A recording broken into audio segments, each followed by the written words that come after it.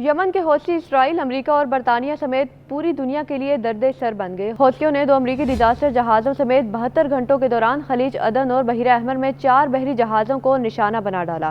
یمن کے ایرانی حمایت یافتہ حوثی گروپ نے دعویٰ کیا ہے کہ اس نے بحیرہ احمر میں 2 امریکی ڈسٹرائر جہازوں پر حملے کیے ہیں۔ حوثیوں نے آج ایک بیان میں کہا کہ انہوں نے گزشتہ 72 گھنٹوں کے دوران خلیج عدن میں بحیرہ احمر میں 4 بحری جہازوں پر حملے کیے۔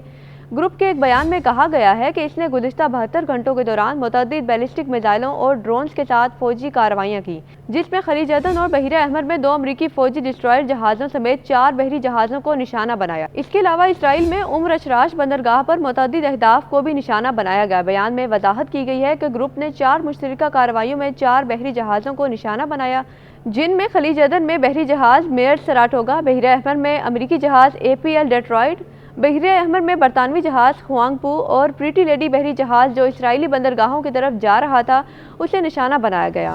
حوثیوں کے مطابق ان کے حملوں میں بحری جہازوں کو شدید نقصان پہنچا ہے۔ یمنی حوثیوں کی جانب سے یہ دعویٰ اس وقت سامنے آیا ہے جب اتوار کے صبح امریکی فوج نے اعلان کیا تھا کہ حوثی باغیوں نے ہفتے کے روز ایک چینی آئل ٹینکر پر بیلسٹک میزائلوں سے حملہ کیا، جن میں سے ایک یمن کے ساحل کے قریب جہاز سے ٹکرایا گیا جہاں گروپ کے حملے بڑھ رہے ہیں۔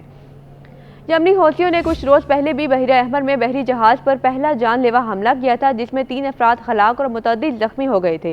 امریکی فوج کا کہنا تھا کہ بحیرہ احمر میں حوثیوں کے میزائل حملے میں ایک مال بردار جہاز کے عملے کے 3 افراد ہلاک اور 4 زخمی ہوئے اور یہ اپنی نوعیت کا پہلا واقعہ تھا۔ امریکی فوج کے وسطی کمان سینٹ کوم نے ایک بیان میں کہا تھا کہ ایرانی حمایت یافتہ یمنی حوثیوں کی طرف سے بحیرہ احمر کے خلیج عدن کے علاقے میں کیے گئے حملے میں مال بردار جہاز کو بھی کافی نقصان پہنچا۔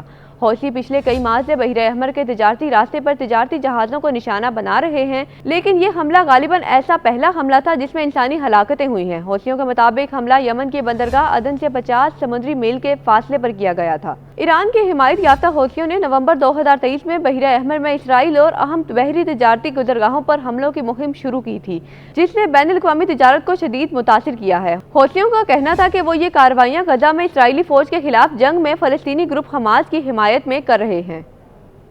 جب حوثیوں نے نومبر میں اپنے حملے شروع کیے تو امریکہ اور اس کے اتحادیوں نے یمن میں حوثیوں کے ٹھکانوں پر کئی حملے کیے تاکہ حوثیوں کو بحیرہ احمر اور نہر سوئز میں تجارتی بحری جہازوں پر حملے سے روکا جا سکے۔ تاہم امریکہ اور برطانوی حملے بھی حوثیوں کے حوصلے پست نہ کر سکے اور حوثیوں کے تجارتی بحری جہازوں پر حملوں کا سلسلہ نہ رک سکا۔ حوثیوں کے حملے کی وجہ سے دنیا بھر کی شپنگ کمپنیاں جو اس تجارتی روٹ کا استعمال کرتی ہیں، انہیں سینکڑوں جہازوں کو افریقہ کے گرد موڑنا پڑا، جس سے اخراجات اور بحری سفر کے وقت دونوں میں اضافہ ہوا۔ یمن میں 2014 میں شروع ہونے والی خانہ جنگی کے بعد سے حوثی اب ملک کی زیادہ تر آبادی والے شمال پر قابض ہیں، جس میں حدید کی بندرگاہیں شامل ہیں۔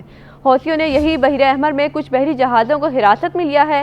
حوثی جو یمن میں بحیرہ احمر کے ساحل پر قابض ہیں، بین الاقوامی دباؤ کے سامنے پیچھے نہیں ہٹ رہے اور ان کے پاس واضح طور پر میزائلوں اور ڈرونز کا ایک طاقتور ہتھیار ہے اور وہ انہیں مغربی جنگی جہازوں کے خلاف لانچ کرنے سے نہیں ڈرتے۔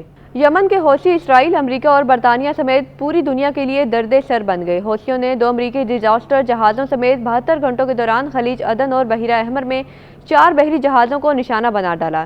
یمن کے ایرانی حمایت یافتہ حوثی گروپ نے دعویٰ کیا ہے کہ اس نے بحیرہ احمر میں 2 امریکی ڈسٹرائر جہازوں پر حملے کیے ہیں۔